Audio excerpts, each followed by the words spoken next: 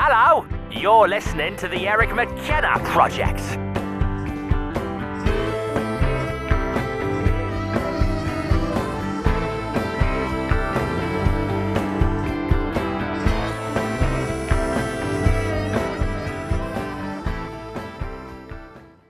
All right, so let me just get right off the bat here. Like, you guys had, is it Tony Moreno? Moreno, yeah. Moreno, excuse me. Tony Moreno. Yeah, Tony. But he's not Italian. He's not Italian. No, he's Hispanic. That was the first thing that was addressed in the show. He was amazing. He wasn't getting minority status when he signed up for school, right? No, it's for the Pittsburgh Police Is that what it Department. was? Oh, okay. Yeah. All right. Yeah. So that. But anyways, I want to commend you guys. You guys were on my radar before that show, but that was really.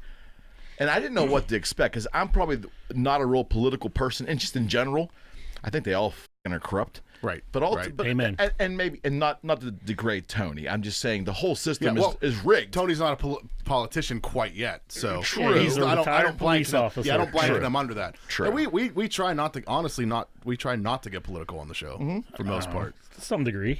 I mean, well, we agree on a lot of things and disagree on a lot of things, but we don't like it's the vibe of the show. What's wrong with but that? and we don't butt heads the whole time, talking about it. But. Yeah. So, but I was really amazed. And again, friends, the Working Stiffs podcast, it's Tony Moreno. Moreno. I pronounced it right the first time again. I can't believe it. He's a retired Pittsburgh cop. Yes. Police officer. Narcotics officer, too. Yeah. He has a rather compelling story, so that sucked me in right away. And I was laughing Army right veteran. away. Yeah, so go check that out for without a doubt. But first off, thanks for being here. Thanks for having us. Thanks for having us, Freaking man. snowing out tonight. It's not even the middle of November yet. This is the first time I've been interviewed. I'm just going to throw that out there. Really? I've never Really? been on anyone else's podcast before. You're in for it You now, bought my cherry. Figuratively. Please, figuratively. I got enough problems. What are you talking about? So, who had the idea to do this? This asshole over here. Yeah, it was me. It was him. He brought you along kicking and screaming, right? Essentially. Essentially, yeah. Well, you want to tell the story? You want to tell the story? Okay, we're going to hear the We're story. The all real story? We're all bandmates. We're all bandmates. Bandmates. Yeah, Multiple times. We've been friends about 10 years now. We were in a band. You're bandmates and you're still friends. Yes. Amazingly. Amazing. You know why? You know why? Because we're both bass players. That's right. Yeah. That's why. and Because bass neither one of players us play lead guitar. We're both cancers. We're not lead guitarists, so we don't butt heads. We don't have huge ego issues. Nope.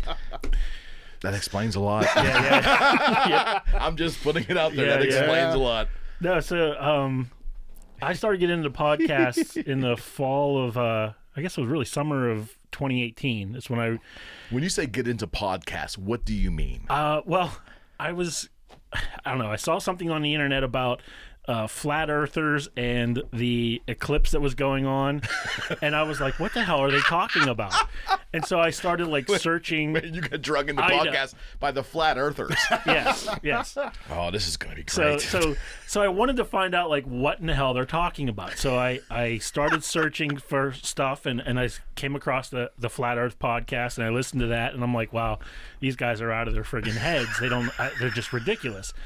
And then I searched a few other podcasts, or just the same topics, and I came across a podcast called Surreal Talk, which is cults, conspiracies, and the paranormal. Oh, right on. And those are three things that I love, and I really got into listening to them, and they were two guys that are they're brothers, and they banter a lot. They're constantly arguing with each other and busting each other's balls, and it was like, after 3 or 4 months of listening, I'm like, I think I could do this, So I could reached bust balls with the best of them. Exactly. I have to interject. What? As he's saying this, until he came to me and said he wanted to record a podcast, I never even listened to a single one.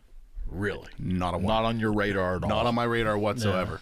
So the fact of sitting, like I was a steel worker, so I always had earbuds in. And if you told me to listen to people talk while I was welding or working, I would tell you to go fuck yourself. Like, no, I'm over here listening to music. I don't want to hear people ramble. Beat you with this mallet in front of my face. Yeah. So I had to throw that in. That's great, though. Oh, that's awesome. So that's then great. It was great. Beginning of 2018, and I texted Zack, and I was like, I got an idea. because I didn't want to do it by myself. Like I wanted to have somebody like this. Was other there alcohol involved in the creation of the idea? Not really. Okay. No, it was just So I always got to ask that question. like I'm a creative person. I always like to be doing something creative musically or whatever. I get it. And this was after the second band we had. What was the name of that band? We didn't have a name. We didn't never have a even name. made it out of my basement. Yeah, we never left the basement. No, I The started unnamed act. I started getting into a different career, so I kind of just put the kibosh on the whole thing, and then I think George had a baby. Yeah. But let at me the ask time, this too. question. Yeah, It Teddy has was to be born. asked. If you're both bass players, so you had a dual bass guitar band? No. No.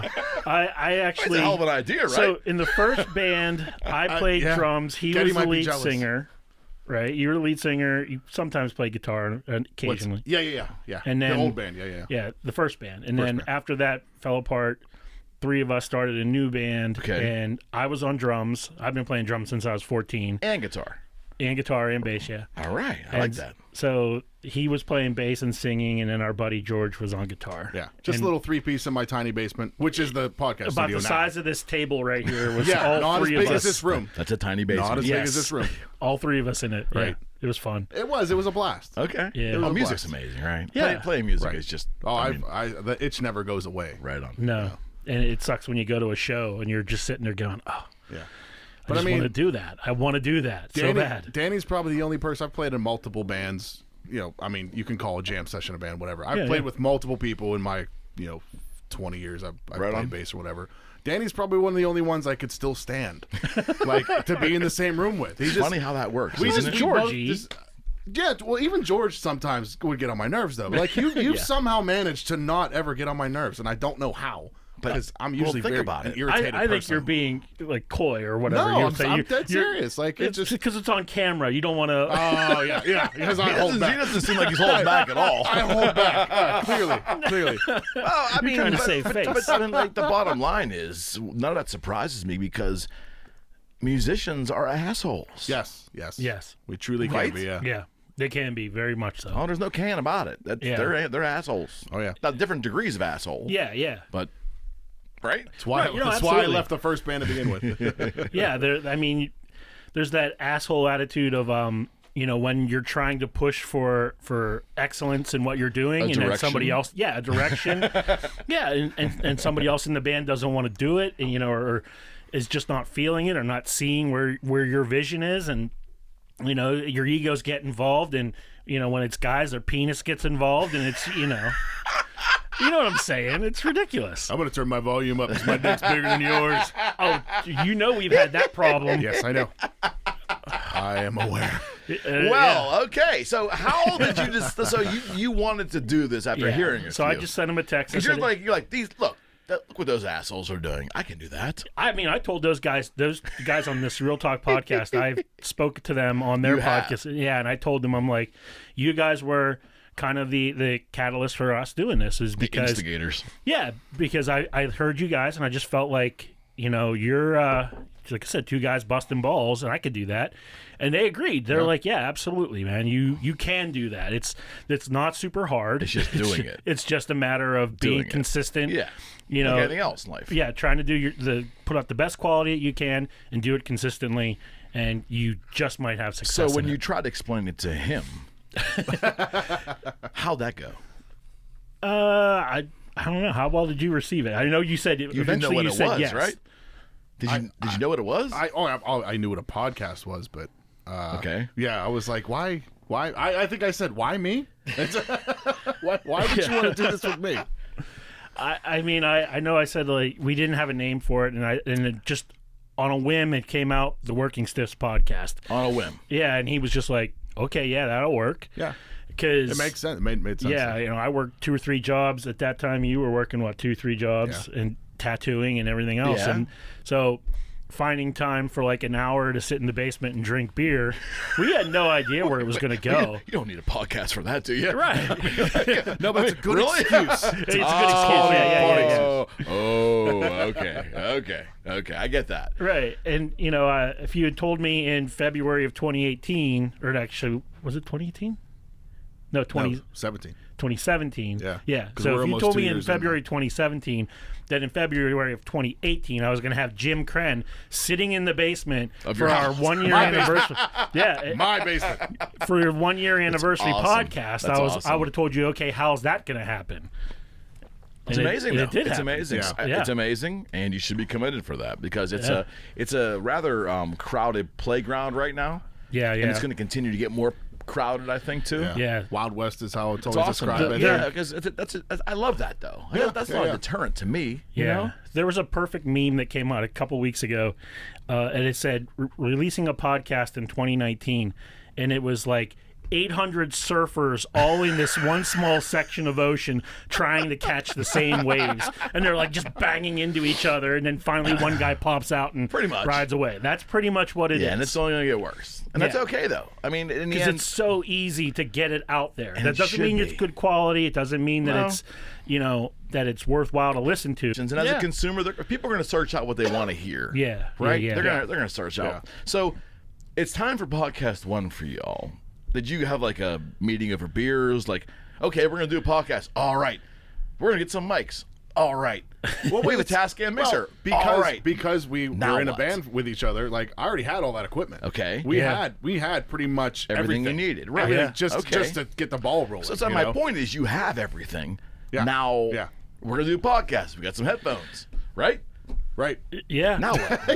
That was me. Like, okay, now what do you want to do? So I remember first thing we did was we recorded a pilot episode that Right. wasn't our number 1 episode because I had a friend in Virginia that was doing a podcast. Okay. And I was kind of following his podcast during All that right. time as well. All right. So I recorded the podcast and I sent it off to him and I said, send me some notes back. And he came back to me and he's like, dude, you guys are gold. Like the banter, the ball busting, he's like, just do it. Just get going. I'm like, all right, cool. And so then we re-recorded that episode. We tweaked some things audio-wise and re-recorded it. And I think the first, that pilot episode was like an hour long. And then when we re-recorded it became a half hour. Yeah. Like yeah, something that did like happen. just trying to do the whole thing because it was basically like here's an introduction to our Right. podcast, Well, yeah, what we want to do with it. Yeah, and it was moderately entertaining, but the quality moderately it was It's kind of like my show. It's moderately entertaining, but the quality was poop. It is not where we wanted it to be. Right, So yeah, we're yeah. like, we cannot release this. So we re-recorded it. Okay. Trying to like reenact, but Emulate you the same you cannot. vibe. You can't. Yeah, you You can't. can't. You So can't. it's like he said, like within a half hour, like okay, like we're done now. Guess that's it for this That's- episode. That's okay. And then yeah. who do we have second episode? So who was? But the first episode was an intro. Was that right? Winter's Descent? No.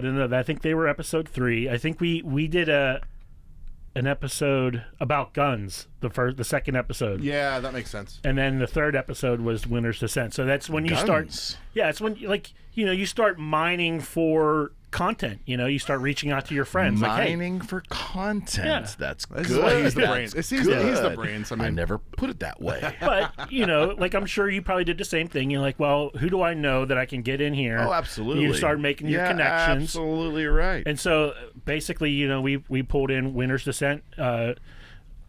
Zack went to school with Jerry yeah, in went to high high school. school with We've Jerry and Julie. known them for years. Brought them. Julie Winters. Yes. Yes. Yeah. Yeah. Turns Yeah, out they have yeah. a production company now. Yeah, I've known yeah. them forever. That's awesome. Forever. Yep. Awesome. Yeah. Amazing people. She's been, and her and Jerry have been great to us. We Right. have a partnership. Every episode for like the last year, we've been promoting a band that's on one of the shows that they've put on. Very cool. And so, like I said, it's been a great partnership. And And it's a good way for us to stay, keep our claws in local. yeah, Because yeah. we don't want to restrict ourselves to local nonsense that's going on, but at the same time, you kind of do. Yeah. Yeah.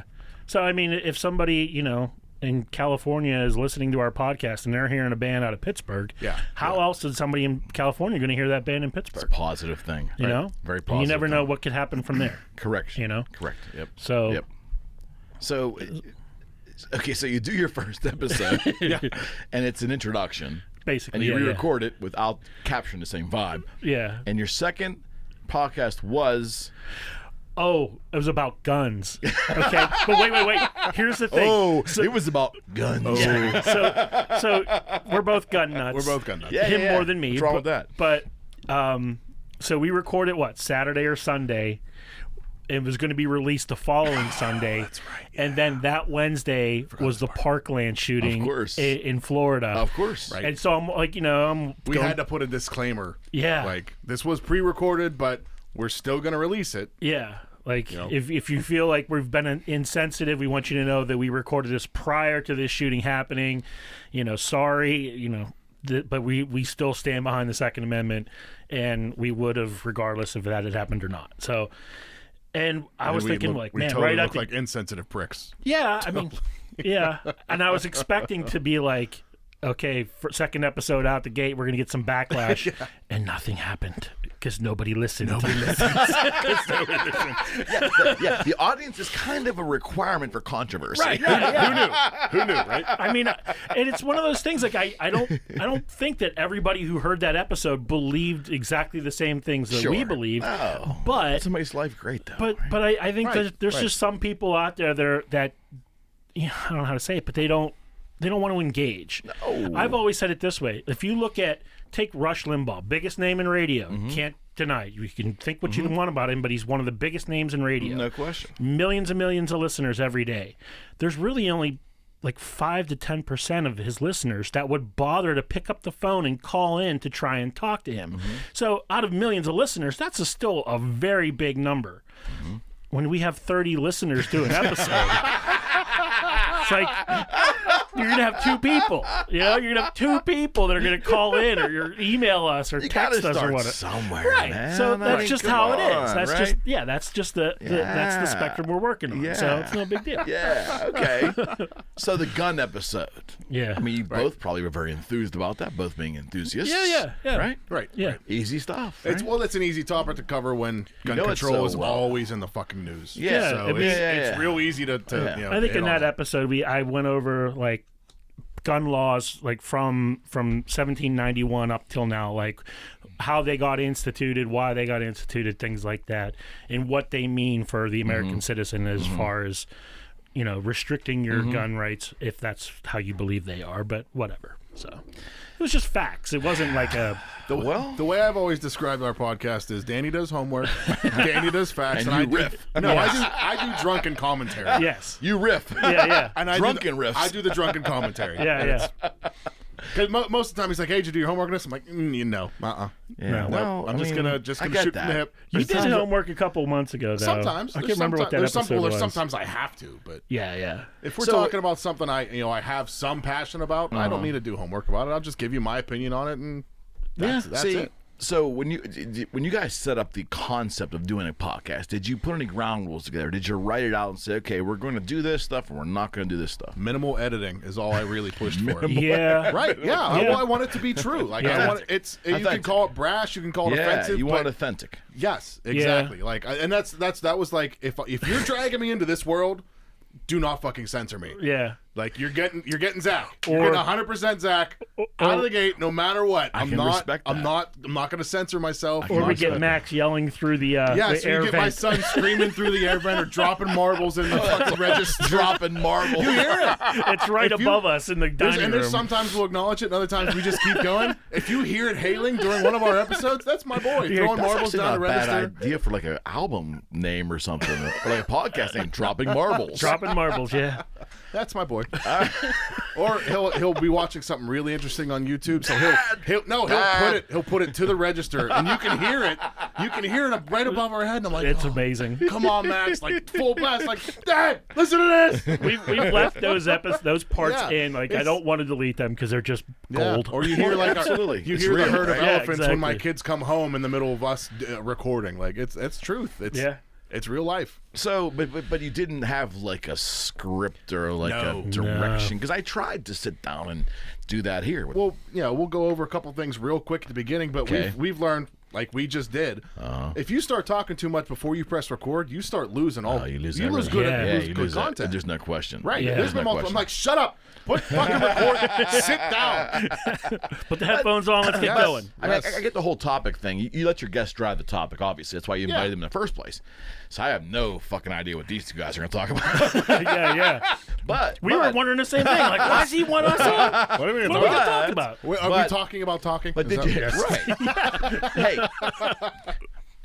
Oprah's been doing that for 30 years, right? True. I mean, I watched a sitcom called You'll get a Seinfeld. I podcast. really You'll never get a understood podcast. anything that was going on, right? Right. I mean, it's like a show about nothing. Show Yeah. about nothing. And there's a bunch of podcasts out there that are podcasts about nothing. Yeah. There And are actually, some that are like that. Yeah. Actually, there's a little bit of good in that.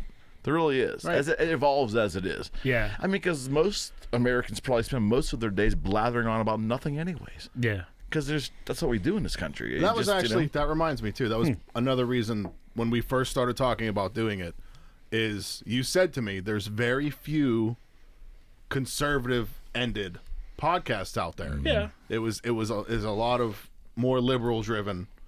And Yeah, I truly felt like I wanted to be, I'm maybe not us be the voice of the working class, but right. but Like we be weren't a represented. voice. Yes. We weren't. He felt like we weren't represented. Yeah. and I could totally see that now doing this and trying to branch out and actually listen to some podcasts. I could totally get that. Oh yeah. So let's talk about it a little bit. You had a socialist on. I was driving for a considerable amount of time today. It's what I do. Yeah, yeah. And it was raining, and I was very bored because no one else was on the road.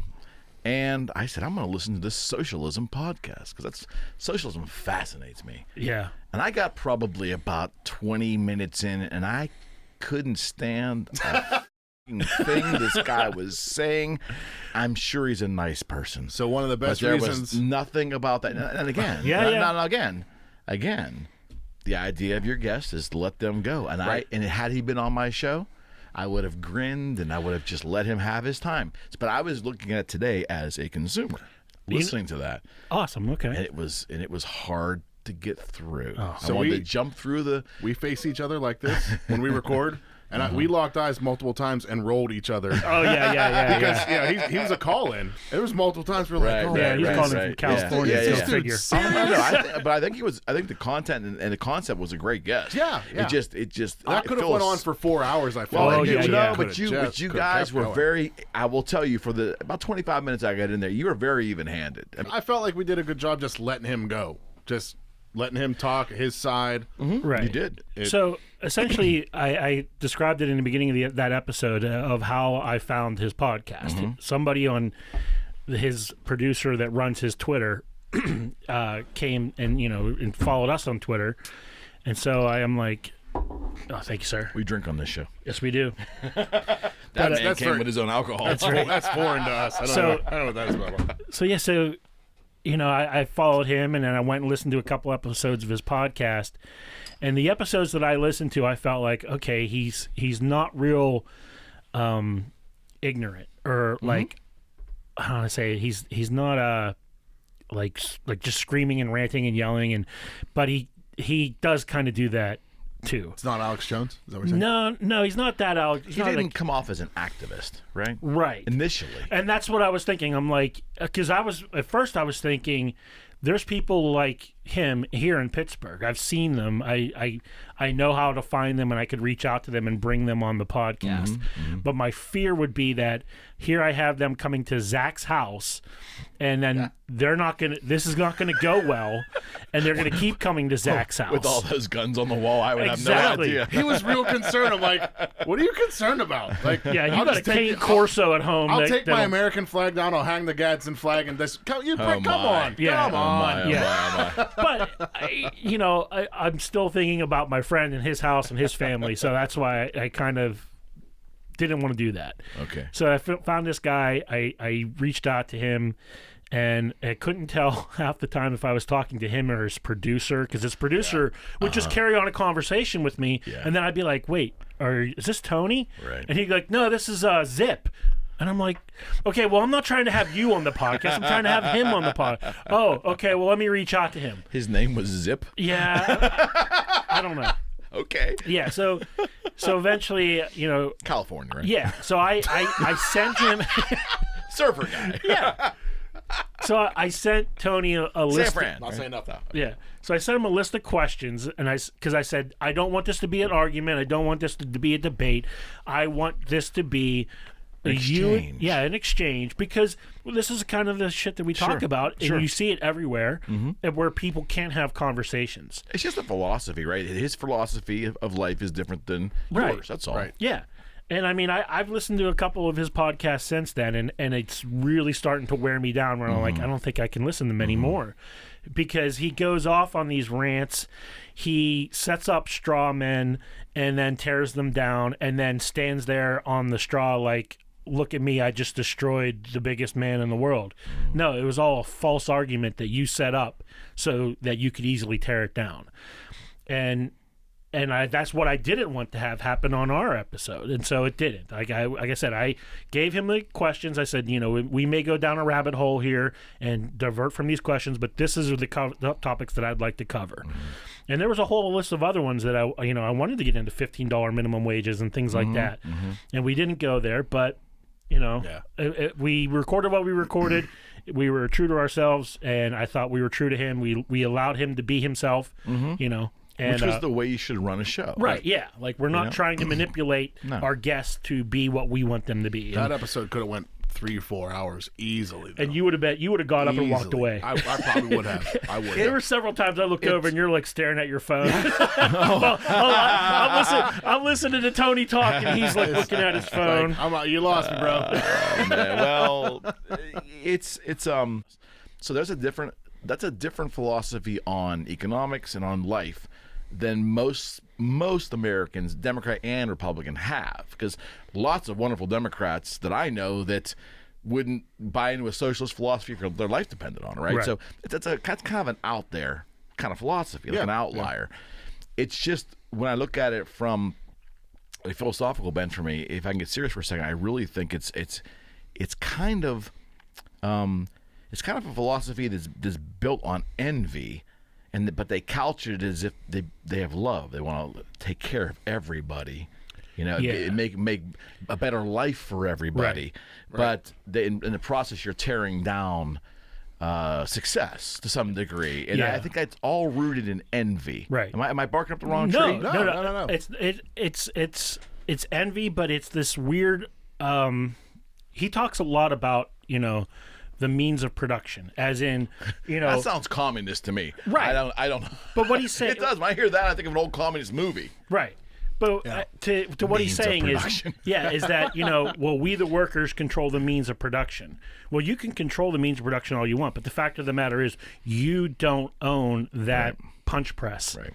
You don't own that CNC CNC machine. Of the football team, I think it was early on in the podcast. Yes. That's when I was driving down the road going, "You got to be kidding me!" And that's where he lost me. Like, right from the gate, he lost me there too. I'm like, that's still like one of the worst analogies I've ever heard. And the funny part about it wasn't like what bad. was right and wrong, left versus right. It was almost logical. His argument wasn't logically sound. Right. Yes. Yeah. There was nothing I could grab onto. Like, so what do you do with a guest like that? Like, what do you do? I mean, did you know 20 minutes, a half an hour going in that you're like, this is really, I mean, because again, it's a success that he was able to open up. That's the success of him being there. Right. Really, for your podcast. Yeah. But did you, because, knock on wood right now, 52 shows. You guys are 52, by the way. Thank you.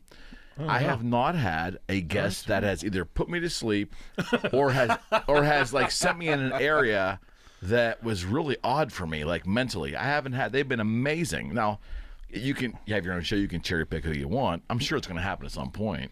Well, there's been a few where I wasn't as enthusiastic. I wasn't enthusiastic as others, obviously. I mean, it's just we had a couple episodes where we got to our break. And it felt forced. And then it was like, okay, where are we going after this, guys? Because we kind of covered everything in 20 minutes. Yeah. We intentionally we take that break around 30 minutes or so. Sure. And then it's a solid break, like a regroup. Like, okay, where do you want to go from here? What topics do you want to touch? And there's been times where I'm like, we're out of shit to talk about. Yeah. In my mind, we're done. But we try to make every episode at least an hour long, roughly. So I'm like, what the hell are we doing now? Well, so the differentiator, I don't think I'll have the same kind of issues as that because. But I won't have access to as many guests, but I won't do anything remotely. So I admire what you did. You took a call. I'm not a fan. And you did that. I'm not a fan. Well, no, I think I get it. You lose, but it's you better lose if they're something there. Like, I won't do a remote show. At least there hasn't been a good enough offer yet to do a remote show. But I lose something in it. If we're going to do an Eric McKenna project show, it's going to be in the studio. Does that make any sense? Dude, that's just me. Though. Yeah. That's just me. So that rigidness is not going to. enable me to have someone from Seattle or someone from Maryland on. Yeah. You know, I just don't have that ability right now. And we're not broadcasting live. We're not at that point yet. So, but when you have a guest and they're going south and the snooze factor is on there, I haven't had that yet. But I mean, that has to be like the most awkward situation in the world. It is. Yeah, I've often said, if you've ever been on a skateboard going down a hill and you start to wobble, that's kind of what, like, you hit record and you start going down that hill, and every now and then you get those wobbles. Get a death wobble. Where you're like, and you're just trying to hold on and not fall off the skateboard. And it's a really tough, like, tightrope for you guys to walk because, you know, if someone has a different philosophy on anything, it could be sports, it could be guns, whatever it is, you respect the fact that that's their point of view. Right. But when they are talking things that are not logically sound anymore and they continue to go down that rabbit hole, you know, it's still your show. So it's like, how do you get to the point where, you know, because again, on a TV show, they can give them the hook. Yeah. Literally go to commercial. Yeah. But you're on a podcast. Yeah. What is the shit coming out of your mouth right now? You're expected to talk. Right? You're expected to talk. And I think I haven't had to approach that yet, but I'm not looking forward to the day when I have someone sitting across from me and like 20 minutes in, I'm like, you gotta fucking be kidding me. Yeah. What am I doing here? We've had a guest or two that don't understand long-winded ansers too. Yes. It just gave us yes and no's, and I'm Really? Yeah. Like we had to we didn't really stop it. Can't do that. Well, please elaborate. Well, oh my gosh, I had Fred Koala on here, and Fred will go on forever. Yeah. Sorry, Fred, you will. So will Tony Moreno. Yeah. Yes. I promise. But I will tell you, Fred's funny as can be. He'd be a great guest for your show. I'm saying that publicly. We're gonna work on that. But anyways, Fred comes on. He brings a popcorn machine. So he sits his popcorn machine down. No. And then I had the comedian Craig Gass on a couple episodes back. And Craig and Fred know each other from just rock shows and touring over the years. And Fred came in halfway. This is not staged. Fred got off of a gig, arrived at the studio half an hour in the Craig show, walks into the studio, sits down. Those two kind of go at it. And Fred goes, I went shopping. He starts pulling this shit out of a Walgreens bag. And he goes, well, I think tonight, if you haven't seen this, I'm sorry if I'm repetitive, you know, I brought some Vagisil, not the pumpkin spice version, but I'm sitting here having this exchange with Craig Gass, and he's like a million miles a minute. I'm just listening. Yeah. And it's like, it's awesome. And Fred comes in and disrupts the whole now we got props, right? We got you just don't know what's going to happen. No, and when you do a video show, you really know what the hell's going to happen. No. Yeah.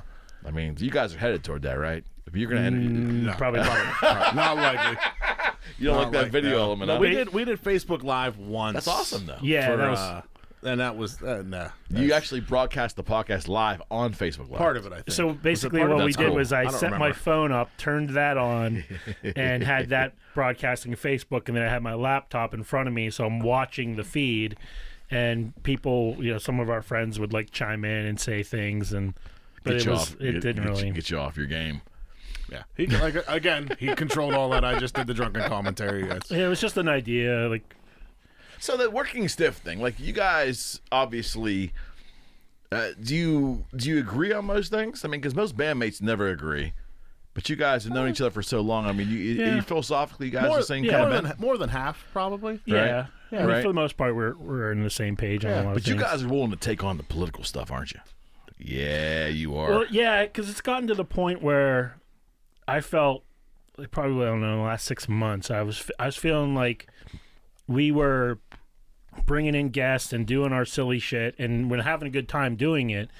But I felt like we had the potential, or at least the ability, to be a voice in this world where, I mean, honestly, it sounds ridiculous, the two of us trying to be the voice of reason, but you know what I mean? That's how fucked the world is right now. Yeah, the world is so screwed up that us two jackasses are going to save it. You know, Sad times. Sad times. Look at our political system, pal. that's my point. That because there's that's why we had the socialist dude on, is because there's no conversations being had. It's argue, insults, yeah, name calling, blah blah blah. You're not allowed to disagree anymore. Yeah, you can't disagree. You can't civilly disagree. Right. So when did that go bye-byes? We've had this discussion. I think it was I don't know. mid 2000s. Yeah, it's been quite a while now. With the proliferation of Facebook, maybe That's very yeah. strong point of it. Yeah, the creation and proliferation. yeah. I've said it before. There's so many people out there that get their information and their news from memes. It's like, shut the hell up. I'm one of them.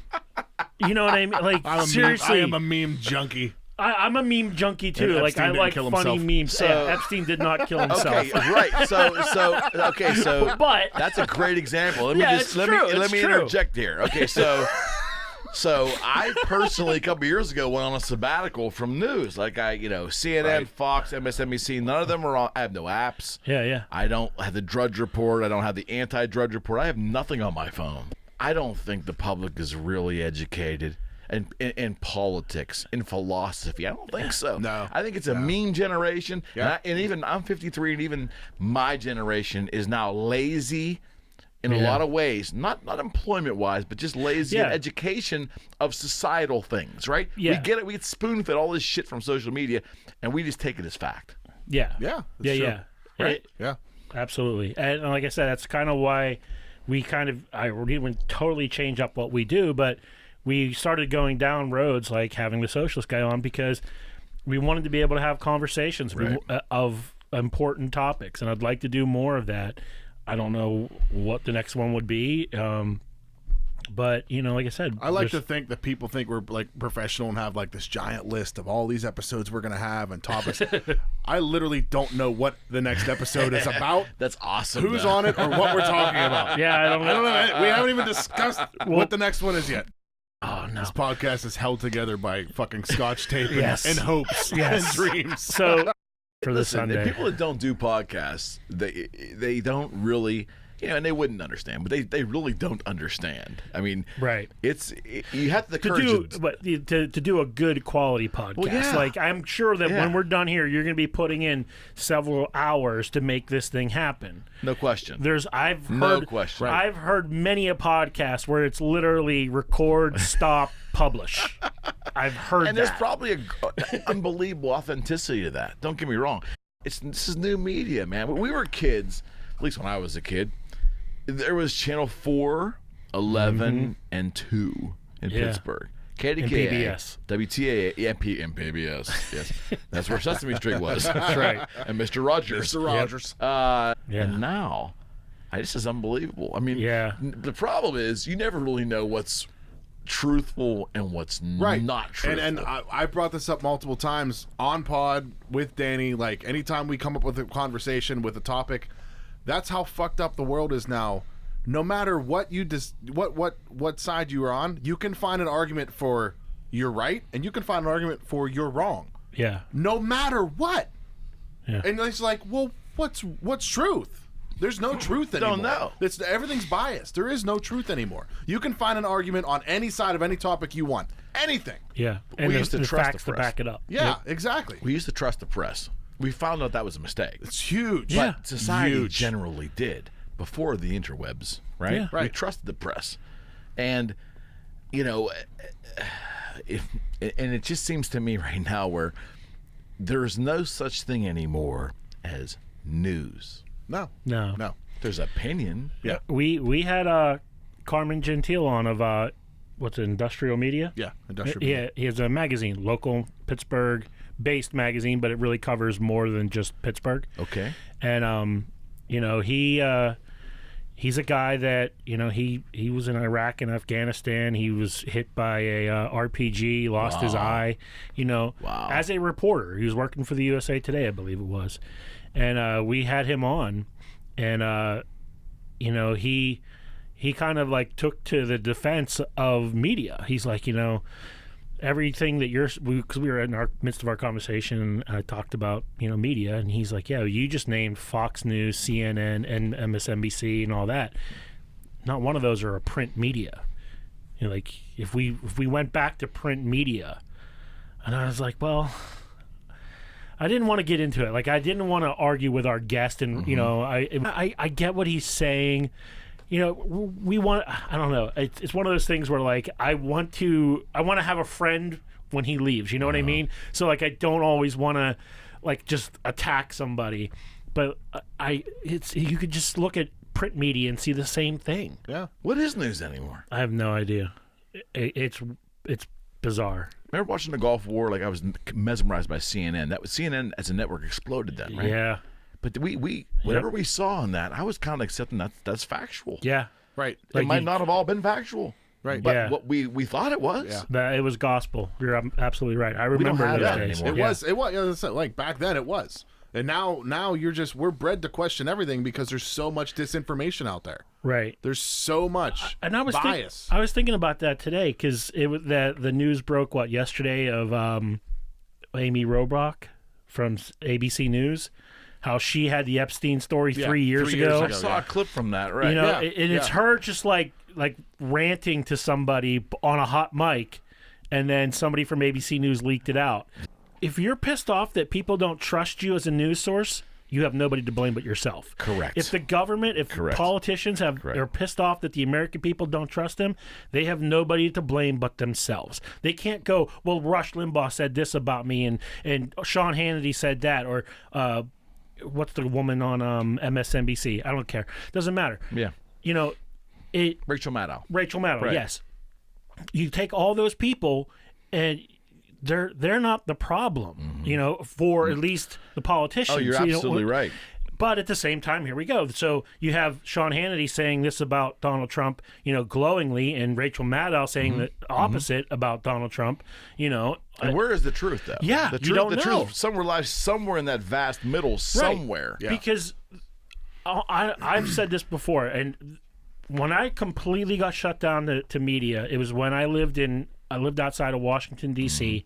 during the D.C. Sniper, okay?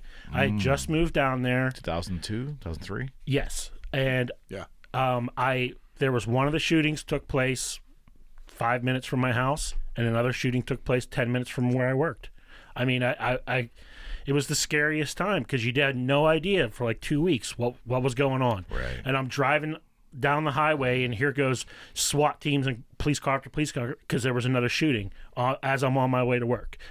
So I'm watching the news that night, and there was this one guy, and I've talked to my friends about this because they remember it too, that he got on the news. There was just a shooting like that day, and he's reading from a notebook. He's recounting the details of the shooting and how it happened and who was shot and blah, blah, blah, blah, blah. And in that 45 seconds of him telling the story, he put out 4 or 5 different nicknames for the shooter because he wanted to be the guy that named the DC sniper, the one-shot sniper, the DC sniper, the invisible sniper. He was like throwing out these nicknames like as he's reading through the story because he wanted to be that guy who named the DC sniper. Right. He could put that on his resume Because it was entertainment, right? Right. It wasn't news to him. It was entertainment. It was a resume builder. And it was about him. Yep. And I was like, you got to be kidding me. How is this guy still working? And that is not news. That is that guy trying to promote himself while telling the story of a tragic event that just happened. And I feel like that I've always wanted to be one of those guys walking down the street and something happens and the news pulls up and asks me a question because I'm going to give them the straight shit and I'm not going to let them pigeonhole me or put me in a position where I look like an idiot, you know? The sad thing is now you could do that on camera and they could change the whole narrative by the time they air it. Yeah, they're not going to, they'll just won't air it, you know? Right. So, but again, to the positive, what we're doing tonight, this is the new media. This is exciting stuff because this is, again, it's more opinion probably, and it's more, it doesn't help the, how do I say this? It doesn't help the cause of real news. It's more opinion, but again, we're not at the same time, at least not now. The government doesn't have the heavy thumb on us. No. There's no regulative agency has a heavy thumb on us. In this show, I'm not sponsored by anybody, and I have no intentions on being sponsored. I'm self-funded, so I can do whatever the I want. Beautiful thing. back to your guest selections. The gun show. Did you have a guest, or were you two just No, it's just pontificating us. on Yeah. guns? It was just us. It was just Because us. I mean, We've so, had two. I think we have two solid gun episodes. So- have we not? Yeah, Or I like know. 1.5. Like one wasn't completely gun. Here, We had, so help me Pug understand on. something like this. Yeah. We blame the instrument, The inanimate object. instead of the human. Yeah. And Well, I would love to understand this without, and I'm not bashing it. But I just don't understand why we tend to find the excuse. Yeah, same. There. Well, it's the best argument I get with gun controls. Like you said, like when something happens, they blame the instrument. But I think sometimes we're just so afraid in this country to call on personal responsibility Yep. for Yeah. the actions. Yep. Not even the actions, because we're all looking for assign blame, which that's a whole other conversation. But when we do assign blame, we tend to want to find a way to not, or find a way to absolve the human. Yes, Yeah. it's true. It's true. Yeah. I mean, ultimately, it comes down to here's a problem that needs a solution. And instead of finding the solution that fits, the solution that actually works, it comes down to what's the easiest. I'll take And one. All right. oh, wow. There we go. Here, I'll pass this. I'm on. empty.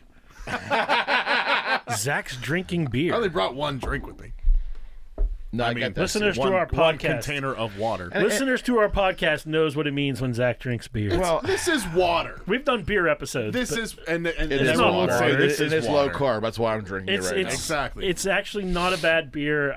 For you what know it me, is. my For beer what it taste. is. I'm an yeah, iced tea it's light not bad kind of at all. guy, but they were out of iced I tea usually light drink today, Miller so. Lite just because I'm I a used to- craft beer. Oh, so you're a beer snob. We he's can a talk about fucking- that. Oh yeah, pinky up. Yeah, go and check out a couple of our pinky beer up, episodes. Pinky up, Yes. pinky up. So the biggest thing that drives me crazy, well, I can't say the whole goddamn thing drives me crazy, but one of the biggest thing that drives me crazy about the whole gun debate is the attack on the AR-15, right? So the AR-15 What is an AR-15? Because I'm a novice. It's with a some of this stuff. semi-automatic sporting rifle. That's Okay. all it is. But Okay. it's black and it looks cool and it looks similar to a military-style rifle. It's not. Okay. It doesn't even compare to Because an there actual are military. no fully automatic rifles, right? You there is, but you mean, you yeah, have and to pay a shit ton of money and pass multiple background checks to own one. Okay. Yeah, in the they're country. not easy. It's called a class. It's a class 4 fully automatic weapon. It's really hard to obtain. Yep. And really expensive to buy. To buy an actual fully automatic, like an actual like what do they call M4? I think is the actual. Yeah. Like Like you can go up to what's that, Keystone? you can go rent them. Yeah. You're not taking it off the property. You Right. go into their shooting range. You can shoot it there just for the experience. I want to say It it's like costs a couple $100. $500. It's like a $500 tax stamp every couple years you got to pay if you want to own a fully automatic weapon. But an AR-15 is black. It looks similar to a military style. You can do anything with it. It's super easy to shoot. It's super comfortable. It's super. You can customize it however you want. But the kick in the dick for me is so there are more shootings with fucking old school revolvers every year than there are with AR-15s. There's more attacks with hammers than there are with AR-15s. But because this black scary gun is out there, it's a fucking equalizer is what it is. There was just a story out not that long ago. A 9-month pregnant woman I did see that. Yeah. shot and killed a home intruder that was beating the fuck out of her husband. Shot and killed two. There was two there. She shot and killed one, and the other one got away. It's an equalizer. Yeah. Is all it is. Because when multiple bad guys, especially, come into your house, they don't care if you have a banned gun or not. They're there to do harm to you and your family. So Well, I think ultimately too, if you want to try to understand the other side of the debate, there's 300 million citizens and there's like 900 million. If you accept that, if you want to accept that logic, fine. Yeah. So you're telling me you're going to ban them, but the only ones who are going to have them are going to be the criminals. exactly. So. And So you're look, going to take them from law-abiding citizens, right? Because we don't want to break the law. Again, so it's not even for me. It's never been about an emotional thing. I'm not a gun enthusiast, but it's always been a logic thing with me. It doesn't make logical sense. It never has to me. We've said it several times on our podcast. You know, I feel really badly for our law enforcement if they ever come to that. If it ever comes down to, politicians that live behind, big gates and big walls, determine that the rest of us out here aren't allowed to have our guns, and the law gets passed, and now the LEO's got to go out there and take them from us, I feel really badly for them. Seems to be in the human condition something inside most rationally thinking people that knows, that really does kind of know that you know it's not really good to harm another human. Right. Now, you have outliers. You have people that, you're going to have those people. Whether there's guns or not, you're going to have those, right? And they've been around forever. Right, but there's something in us that knows that. But it just seems illogical to me to blame the instrument for a human's behavior. Yep. And that supersedes everything with me. And Right. again, I've had gun control activists that are friends of mine that go, and I said, look, I'm not Skin in the game. Skin in the game. Yep. Thank you. I have no skin in the game. I'm looking at it logically, Right. and your argument is not proven to be logical to me, or else I would agree with you. Well, and they've tried it in this country. Look at Chicago. Yeah. Chicago, but there's a gun ban in Chicago, and Chicago is one of the worst fucking cities in the country. It is one of Like the most 15, violent. 20 deaths Right. every weekend. Right. Criminals do not give a shit what is illegal and what is not. They're still going to commit crimes. They're still going to kill each other and innocent people. So what they're trying to do is take away my right to defend myself. That ain't happening. Yeah, and and believe me, I have a multitude of wonderful people in my life on both sides of this thing, and I try never to talk politics. But social gatherings, it comes up and you listen. And I listen a lot. Yeah. But I just don't. The logic is not on this. In my opinion, the logic is not on the side to remove the guns from society. I don't understand it. If I understood it and it made sense, I'd call like it is. Right. I just don't see it. Yeah. Yeah. I don't see it, and until Absolutely. someone tells me that it's okay to do that. But again, it's you can't legislate morality. I mean, but You can't legislate evil out of people. exactly You right. can't. Yeah, You cannot. well, and there's historians that I've read that evil's always been around. Yeah. And Absolutely. and there's been in the 50s, Chicago was a terrible place in regards to the gangs. Yeah. I mean the old the Prohibition era gangs. As they come out of Prohibition, I mean they're getting killed all the time. And let's face it, the statistics were not readily available. We didn't keep records back then like we do today. I mean, really don't know, right? We don't know what the death rate was or how many people were killed. Right. We don't know. If you want to go back and get biblical, Cain killed Abel with a rock. Mm-hmm. It was a rock. Mm-hmm. Sorry, Zach. I know that offended you deeply. I apologize. But I mean, the point of it is that Keep talking your fairy tales. Oh, I see where we're going. Next question. shit.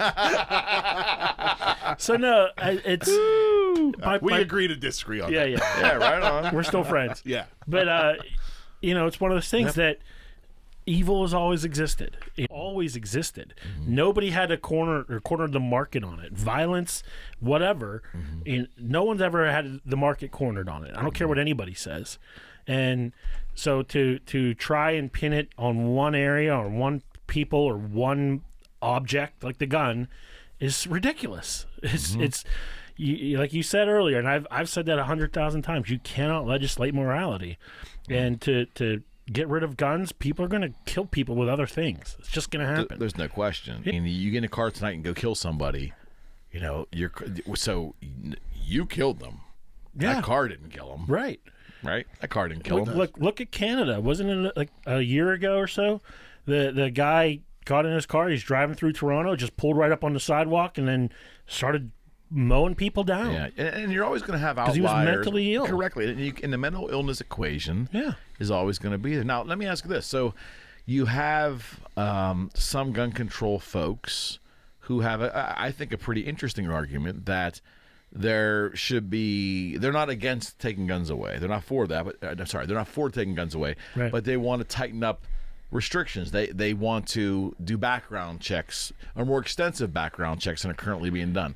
Are you open-minded to any of that stuff? If someone just said, look, we're not looking to take guns away. We're talking about new acquisitions, though. We want to know that there's some mental stability there before someone buys a gun. But if they're not fully pushing the laws they have in effect now, what are more background checks going to do? Right. Because, like, literally, I know people that as a teenager voluntarily they were having some mental issues and they decided their parents were like, hey, we need to get you help. And they said, okay, I'll do it. And they went and got help. And now here they are 20 years later. They're a fully functioning adult with a job and a career and wife and kids. And, they got past those issues. They cannot legally own a gun right now. That's interesting. They went to the gun shop. They went to buy a shotgun because they wanted to go hunting. Said, sorry, you can't. And then they showed them the information. They said, here, look. And it basically said, for reasons of mental health, you are not permitted to own a gun. And that was the first time he had discovered that he wasn't allowed to purchase a gun. Now, had he been somebody who was still mentally not sound and, was trying to buy a gun to do something, dangerous with it, you could obviously say the system worked. But the fact of the matter is there are many people who are just like that guy who have got a gun, and were still not mentally sound. They were able to go out and buy a gun while their name is on a similar list because the system didn't work. The system failed, and that guy was able to get a gun and go do something dangerous with it. So my point would be, how well do you trust that system to work?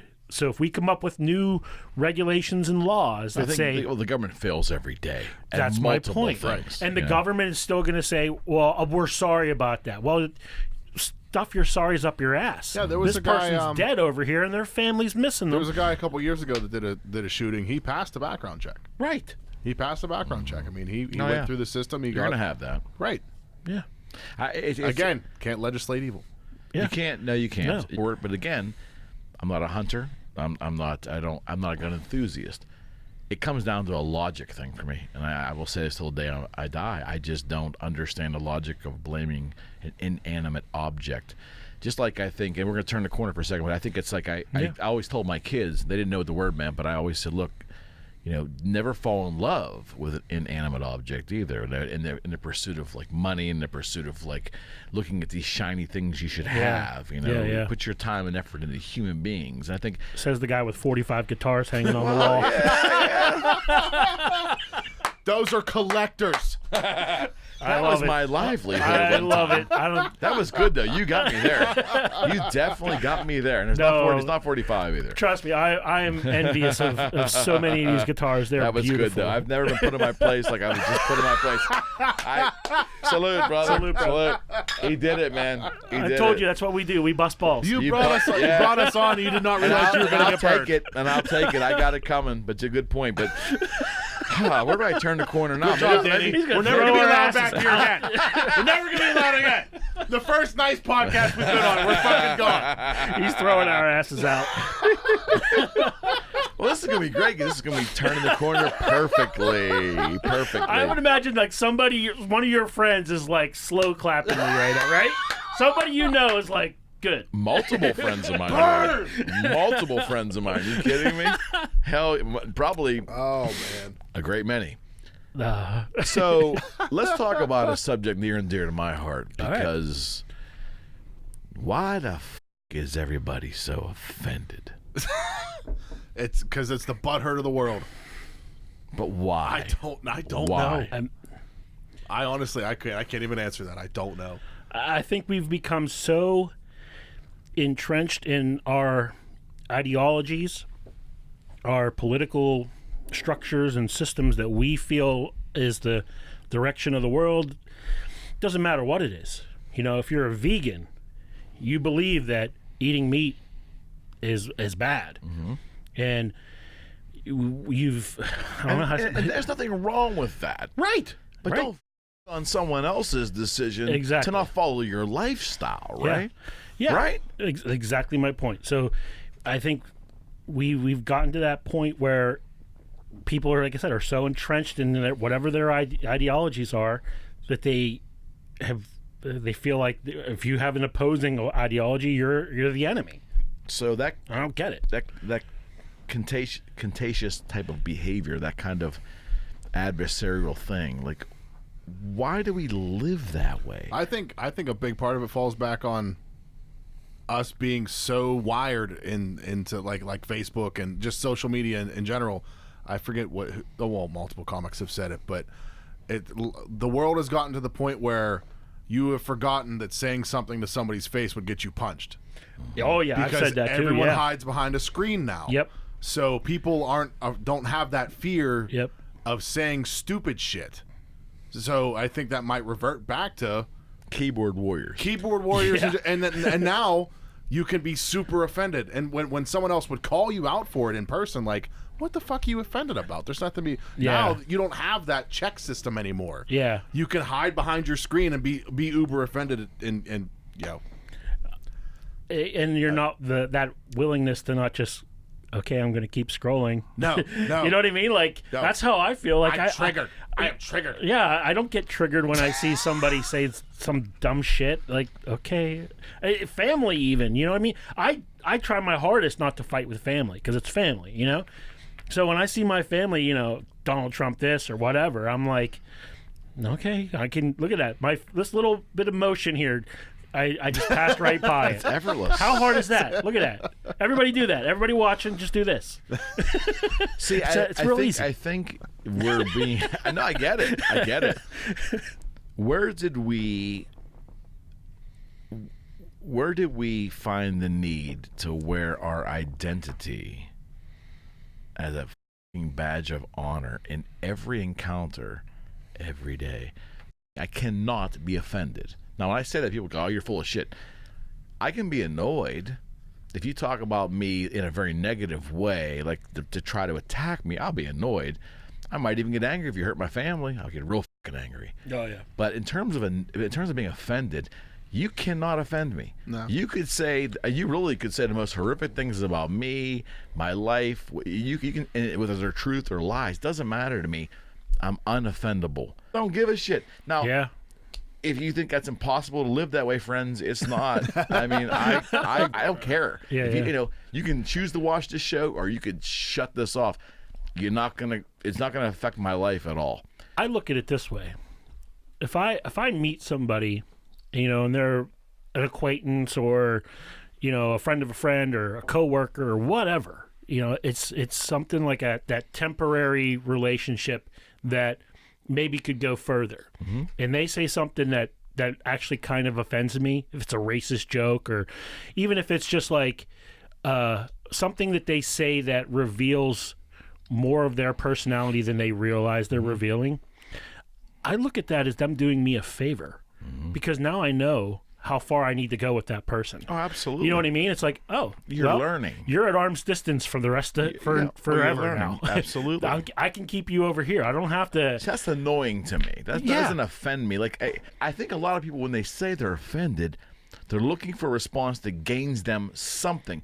It could be words. It could be consideration. Yeah. It could be an apology. look at me, I'm offended. You. Yeah. I don't care if you're offended. Now, I will tell you, there's not a bone in my body that would want to hurt anybody. I wouldn't go out and say a racial joke, a sexist joke, especially with the intent to hurt somebody. Would never do that. It doesn't cross my mind. But if someone says something in earshot of me, I can be annoyed and dismiss it because I'm an adult. Yeah. Exactly. I just don't want to devote time to being all up in arms over what someone else says. Because usually what they say really isn't what they think. Mm-hmm. Yeah. Right? Yeah. But we do it, though. Some people are looking to be offended. I feel like everybody, well, not everybody, but a lot of people feel like they have a social bank account and they're trying to build credit. Oh, that's interesting. Go You know ahead. what I mean? Lay into that a little bit. All right, That's yeah. good. That's good. That's good. That's good. But basically, it's whenever they retweet something that, you know, they whatever it could be a tweet from Donald Trump, you know, in favor of him, or it could be a tweet against Donald Trump. They're trying to build a social bank account. Social bank that account. says this is who I am and this is my So it's an identity. right. This is my identity and this is what gives me credibility to say the things that I say. Twitter is a fucking hellhole. Yeah, I don't. So for the reason that you just said, I don't subscribe to Twitter, and I can't enlighten me in 140 characters, because believe me, Right. I want to know more about you as a human being than you spewing 140 characters. I don't care, right? Right. Life's more complex than that. A little bit. Yeah, but Twitter is people are mining their lives for Twitter. So like they want that Twitter gold. They basically have an axe in their hand, and every tweet, every week, Really? retweet, every post, Facebook, Instagram, whatever it is, every axe is hoping they hit that gold, that viral gold. So what is the gold? The gold is just being viral. That So are likes a commodity now? absolutely. Likes yeah. are a commodity. Fishing for absolutely. likes, absolutely. Dude, I think he's here in Pennsylvania. There's a guy who makes six figures basically tweeting pictures of trucks or Instagram, on Instagram. I love him. Because he has 2 million followers. So How he did he made get his 2 million followers? because Organically? pretty much, yeah. Okay, that's so good. I salute him. Right. So he basically he goes out, he finds other people's pictures of trucks, and he'll say, hey, I'm going to share your picture of your truck. Some guy puts in. It's brilliant. He puts in a shit ton of money into a pickup truck, jacks it up, Yeah, does whatever. It's brilliant, though. He finds that picture on Instagram and he retweets it. 2 million followers see it, but 2 million followers, that's a lot of people. So now somebody, some company out there who's selling tires or rims or whatever, they find this guy and they say, hey, you got 2 million followers. What would it take for you to tweet out, our ad? And he says, well, $10,000, 2 million people. Okay. Boom. Because those people are people that will want to buy those tires or those rims or whatever. So the likes and the followers are currency then. Yeah. So it's a There's commodity. nothing wrong with that, though. No, it's capitalism at its finest. Yeah, absolutely. It's the minimal amount of work for a maximum huge gains. payday. Yeah. But see, that philosophy, though, skews our young people because the internet gives the everybody thinks they illusion can that do you it. can get rich for nothing. Absolutely. Yep. That's it. And everybody thinks they can do it. So that's why everybody wants to be a social media influencer. Both my kids want a YouTube page. Are you kidding me? 7 and 9. They want their own YouTube page. My daughter wants to make YouTube videos because that's all they've done. Because there was a 5-year-old kid opening up. Yeah, he basically unboxes toys. A 5-year-old kid didn't go. What's he make? $10 million a year? Yeah, millions of dollars. $9 million a year, $10 million a year. Holy The companies From will send him YouTube. toys. Yeah, They send him toys. It's That's called crazy. like Ryan's Surprise Toys. Something or like Okay, some well, there's bullshit always like that. outliers. There's Right. always gonna be weird, quirky things that people get rich Right, on. I get and that. then good for them. Oh, Yeah. They made bingo. it. Good They're- for them. they're- Bingo, yeah. but that's not a good template Right. for the average And that's the problem. 10-year-old The problem- to look at. And that's to, the problem. to That make every their other life better. 10-year-old on the planet thinks they want to be that little kid. Bingo. Now. Yep. Yeah, but so when it doesn't happen, they get angry, And they get offended. offended. So Yeah. that might Please be, listen to our might- podcast. Oh, cha-ching! Is that great? So we talked about a lot of things on the show, but yeah. So, gentlemen, we talked about being offended. We talked about the gun control. We talked about things that are passionate for you guys. Here's a pet peeve I have, and I want your impressions on that. Why are we, and I say we, I mean all age groups in society, 2019, almost 2020, why are we so driven to label everybody and everything and every thought? Tribalism. Fast to do that. Interesting. Let's expand on that. It's like an ideological tribalism, I guess. I mean, that's how I would look at it. It's easy to say, well, they're vegan, so they're like me. You know what I mean? Even though they might not be. We're vegans. Probably not. You're right. Exactly. Like, well, I mean, I'm sure there's vegans out there who, are okay with, guns. You know what I mean? But whatever. I don't know. It's a weird thing of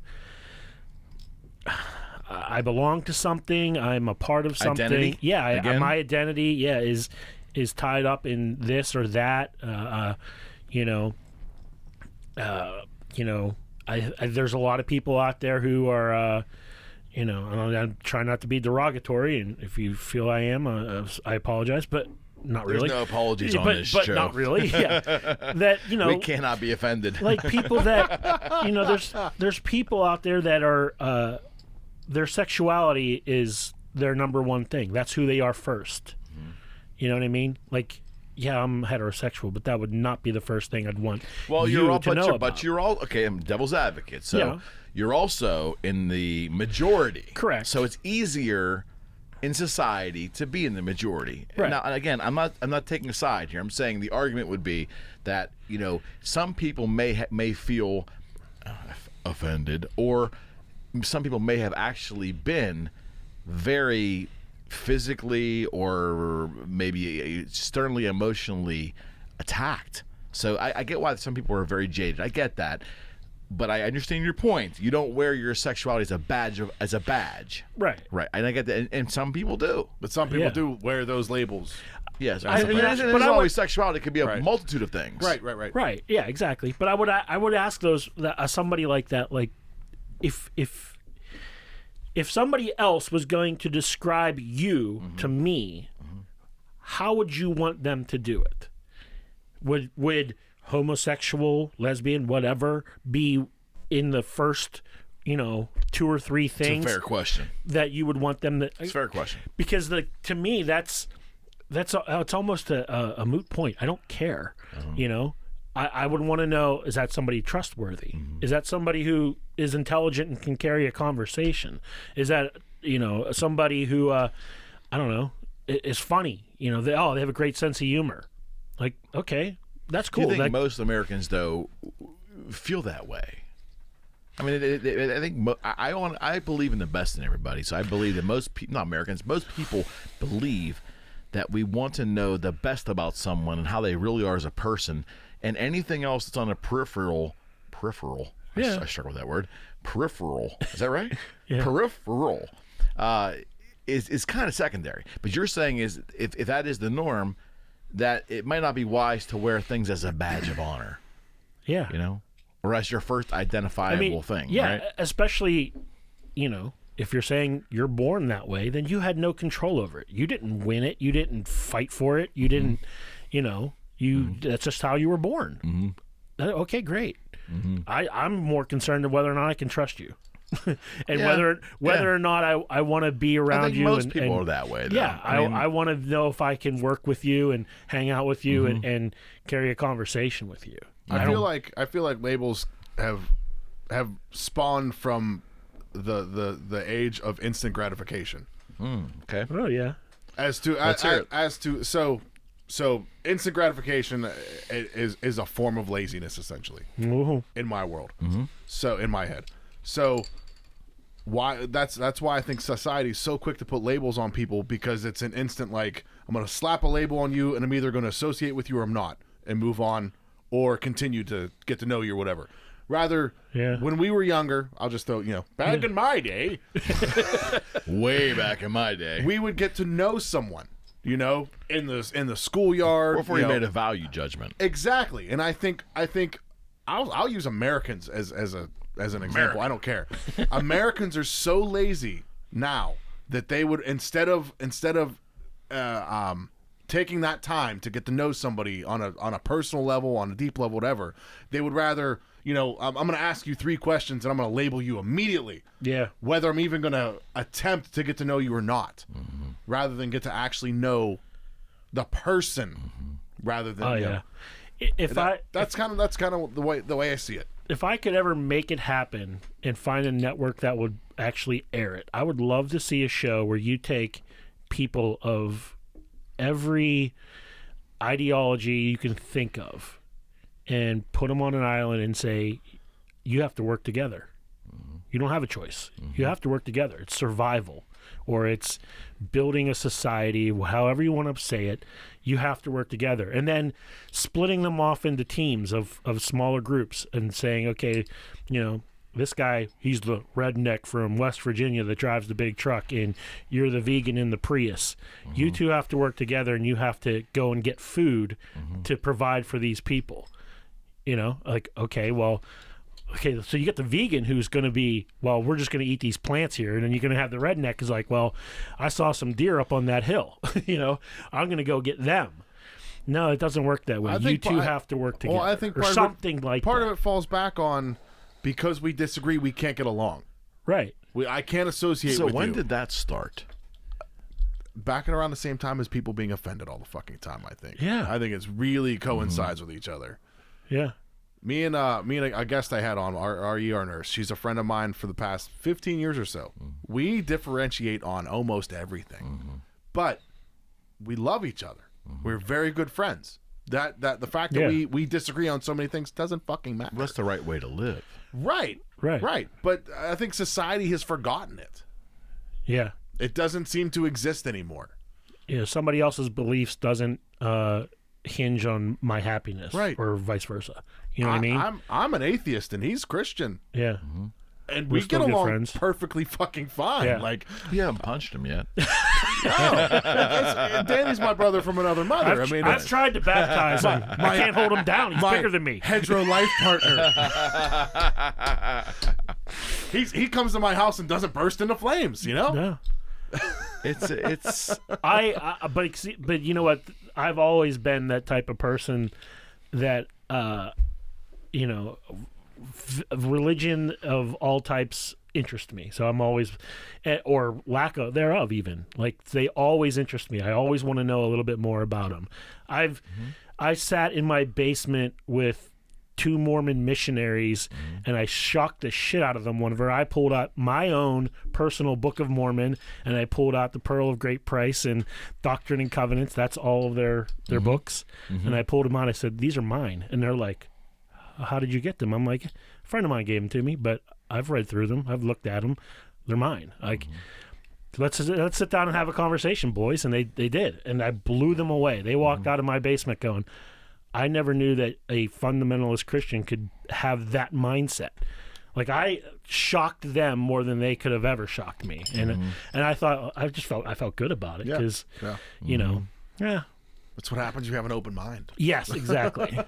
Well, let's talk about that. So, would you not agree that if somebody's passionate about something, genuinely passionate, and they're not expressing that passion in a negative way toward anybody else, I can respect it. I may completely disagree with it. You can respect it. Fundamentally, 180-degree perpendicular, do not agree with them. But if the mannerism and how they go about their passion is not harmful, Right. and is articulate, even though I disagree, that's positive. Yes. I want that in society. I don't want everybody Yeah. agreeing. I don't want that. Right. It's when the volatility comes in. Well, that's when the Yeah. passion gets pushed to the anger mode. Right. Well, the other shit Yeah. you're talking about doesn't exist anymore. It's like they can't function on that level anymore. They can't be the fundamentally decent human beings anymore. They have to be offensive and brash and have violent protests and Yeah, when you see, a group of Antifa people blocking the street and stopping a little old lady with a walker from crossing It's the insidious. street. It's insidious. Yeah. Yes. Like, But I don't half understand. of those kids, are they misinformed? Half of those kids, Absolutely. yeah. I mean, Right. there are probably some decent souls in that group, but again, it's a group mentality. Yep. And again, that whole word of cult comes up all the time. Like, That's a mob when I was a mentality. kid, mob mentality. It's a cult. Yeah. But it's also, I think there's cultish cult- behavior absolutely, in there, right? Absolutely, yes. I mean, so I hate to throw everybody in lump. I don't want to lump all these people as miscreants because there's probably some confused folks in there. Their actions, once Right. they cross that line and they act on something horribly, they're criminals. Yeah. But they get sucked in. They do. Right. Well, like you said, it's a good thing that they're questioning everything, but where they're getting their answers from is what Exactly the right. problem That's is. the the other half. questionable part. That's the other half of the The conversation. second thing is that I appreciate younger generations coming up with a greater sense of empathy and sympathy towards people that are, not like them or don't have the advantages that they have. Those Amen. are good things because that helps. That creates a more softer and sensitive society. It goes back to labeling. Labeling is the most Exactly. insidious thing a human being can do to another human being. Because I'm going to tell you something right now. I have a lot of complexity to who I am as a person, and I'm not special. You have it. You have it. Yeah. Everyone you're going to meet is a very complex entity. Yeah. We feel, sometimes we feel a certain way on a Monday, and by Tuesday we feel a completely different way. Not fundamentally, but Yeah. the things that are on the peripheral, Yeah. we waver. So to label somebody based upon any particular reason, any rational reason, I'm not talking Right. about crime or an action that like hurts somebody, but just to label somebody because you think you know them well enough and you know what's in their heart. Yeah. I'm going to label you. It's so wrong. I But you hate. can't get people to understand that. I absolutely hate when there's some big tragic event, a mass shooting or whatever, and then you see people saying thoughts and prayers, and then there's the other side that says stuff your thoughts and prayers up your ass. We need gun control. Blah blah blah. But You're taking somebody's sincerity and shitting all over it because you don't think those people that are mourning the loss of somebody now, like they see this, they're affected by it just the way you are. and that's their kind gesture. Right. When Parkland happened, you don't think I went home and I hugged my stepdaughter? Of course. You know what I mean? Like realizing that could have been her. She could have died. That could have happened at her school. No, I hate that. Look, so you're an atheist and you're a fundamental Christian. Yeah. Hear me out. So tragedy happens, and when you say thoughts and prayers, although that gets scorned by some folks because it's a very common thing, but genuine for those people saying it. Yeah. Right? You wouldn't be compelled to say that. But No. my thoughts are with you. Yes. Maybe or something Yeah. or something Yeah. similar, right? Right. You respect the fact that he said that. You don't understand it, but you respect that. You're not going to be contentious about it. On a tragedy, if you grieve differently, you're an asshole. Yeah. I'm sorry. I can't buy into that. Right. We're all Yeah. grieving. Our expressions are different based upon our belief structure. But if we're all grieving in sincerity, why would you be so selfish and so socially insignificant to start a fight over it? Yeah. It's kind of a silly story, but back 2-3 years ago when Kevin Smith, the director, Yes. he had a heart attack, and Chris Pratt, he saw Kevin Smith had a heart attack, and he commented on his Instagram or Facebook, whatever, said, "Hey man, I can't believe that happened to you. Right. We've never met, but man, I'm praying for you."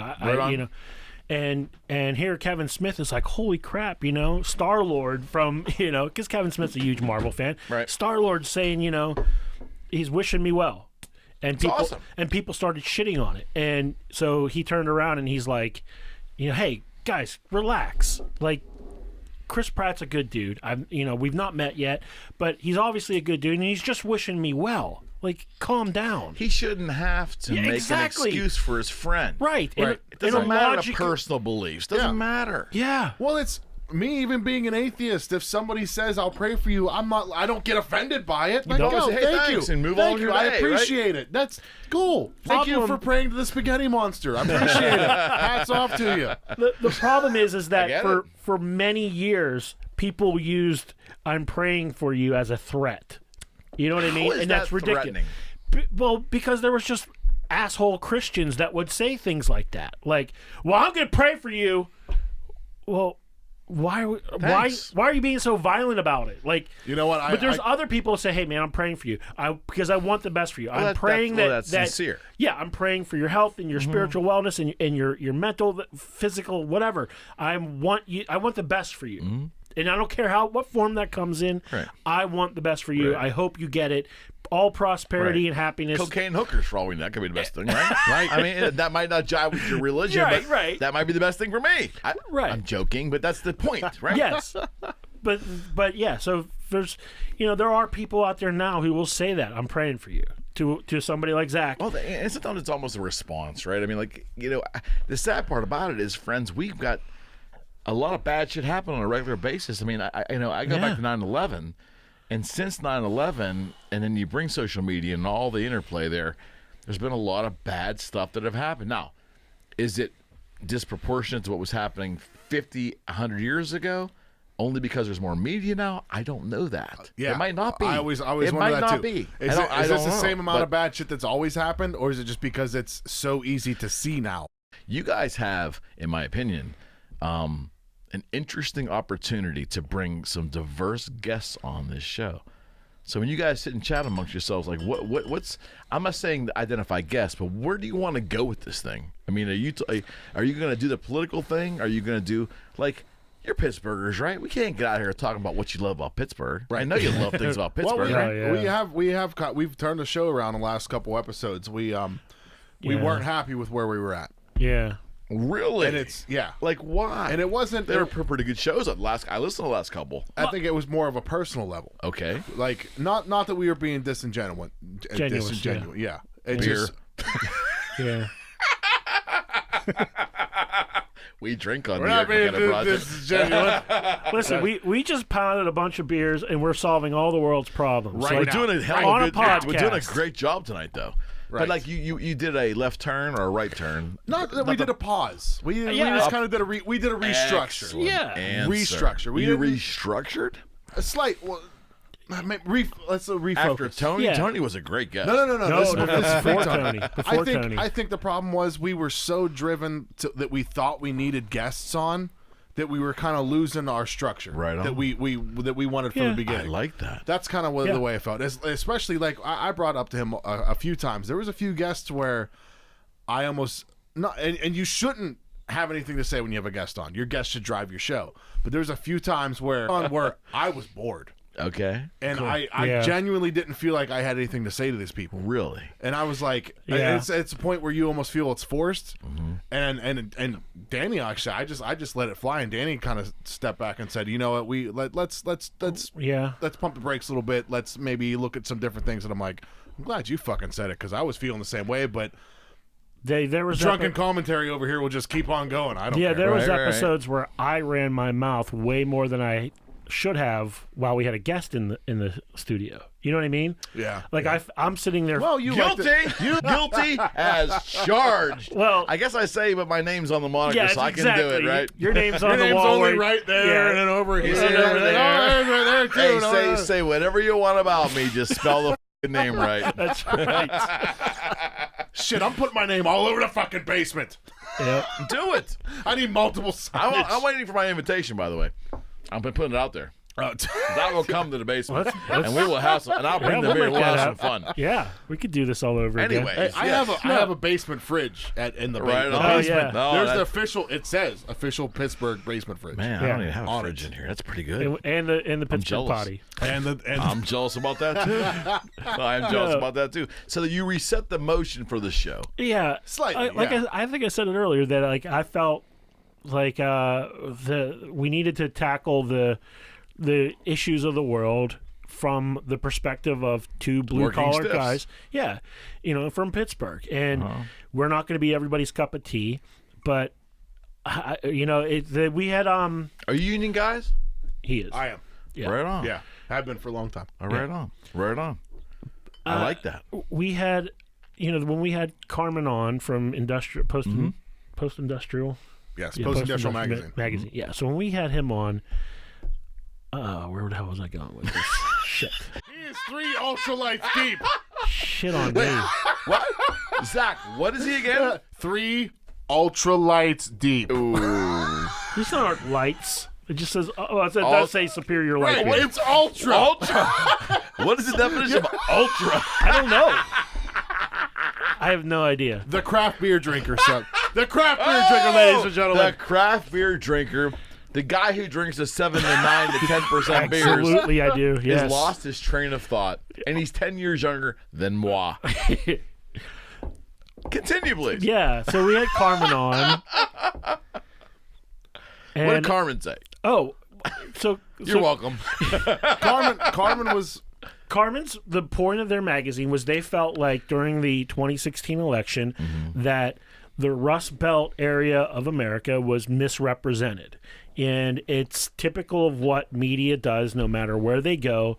They don't give a shit about it until they need to give a shit about it. Then they move in, they get their sound bites, they, fill their time, they get all the content they need, and then they're back out and never coming back until the next time they need to come back. And so Carmen said he felt like we we're misrepresented of what we are, how we live, the jobs that we have here. There's a large portion of America who think that we still run steel mills, 24/7, and we don't. No question. They don't realize that Google's here, Uber's here, Amazon is here. We're a different part of industry now, right? Our air is cleaner. Medical is huge in this town. So Universities. Yeah, university. We're just not what we were, and to me, like I felt, like I said, I've wanted to be that voice of the blue collar Pittsburgh, Yinzer for the world. Like I'd like for people all over the world to hear Zack and I and our guests and understand that we might not agree with what we see here. Right. To basically throw your diverse opinions out, but harmonize between the two of you. That's right. gonna help you. Yeah. We're not afraid to hit it. That's what society should be like. Remember a show on Fox Network, Alan Combs and Sean Hannity. That's where Hannity got his first start. Yeah. And there were shows I'd watched that show, and like Hannity got it tonight. Combs held his own in there many, many nights. Yeah. And so you can and you should have diverse opinions. Right. Yeah. Right. Or at the very, very fucking least, be able to listen to various opinions other than your own. And that's where society falls. Close-minded. Right, exactly. That's where society fails now. Everyone has to live in this trapped, closed mind, blinder. Like, no, my that's their ideas, identity. See, I want people to just think like me. Yeah. And my label. Like I said, ideological tribalism. Did you see? I like that. Big words. That's what I'm good at. He only had 3 beers. That's why. Zing. I just think that the more we label people, especially politically, the more you actually want to poke holes at them and say, that's who you are. I can't listen to you because you're on the other side. Well, you know what? If you're only listening to your people, your view is rather myopic. There's a very, very ultra left-wing senator from a different state that I actually was in an audience once, and he was giving a lecture, and the guy was brilliant. I have to tell you something, man. It didn't matter whether you agree with him, you didn't agree with him. He's brilliant. But he goes, hey, I read National Review every single month. I think it was monthly then, maybe weekly, but every single whatever it was. And we're all in the audience going, wow. He goes, absolutely. He goes, I have to understand the dialogue. I want to understand. There might be a nugget in there that they're right. Right. On an issue, I can't be so myopic to believe that only my people have the answer. Right, yeah. What an unsophisticated and terrible way to live. Absolutely. Why would you live that way? Yeah. That's why I would never unfriend somebody that on my Facebook feed that's liberal. You know what I mean? Like I don't, because that's essentially the same thing. They're gonna post something, whatever it is. Let me tell you something, pal. You love music, right? Yeah. You love music, right? Right. I'm gonna tell you something. The bottom line is, all the great fucking music that's ever been made in this country, the bulk of it has been made by liberals. And if you shun them out, you're missing out on some of the greatest music that has ever been made in this world. I mean, yeah, we're all humans first. Like when you realize that in one of those tragic moments, whether it be 9/11 or Parkland or any of those things, who in their right mind would stop and say, who did you vote for? Before saving someone's life or being saved by somebody. Well, are you saving me because you have a gun? Okay, well then don't save me. Nobody would do that. All those labels would get washed away. I would hope. You would hope. I can see it. It's what's sad is I can see a time where somebody would do that. I hope not. You're black. Don't help me. Get the hell out of here. Yeah, what? It's insanity. That'd be horrible. Yeah, You'd be an idiot. Beyond horrible. And I remember the joke about Reagan getting shot, right? He was looking up at the surgeon. You heard this joke before? Not a joke. It was a reality. Yeah. It was a little quip that Reagan had. He got shot. He was taken to the Washington. Was it Washington he got shot? In New York? I can't remember. No, he's in Washington, yeah. Taken to the Bethesda Naval Hospital or wherever it was. Yeah. And he looked up at the surgeon. He was he was like bleeding out. Hitler goes,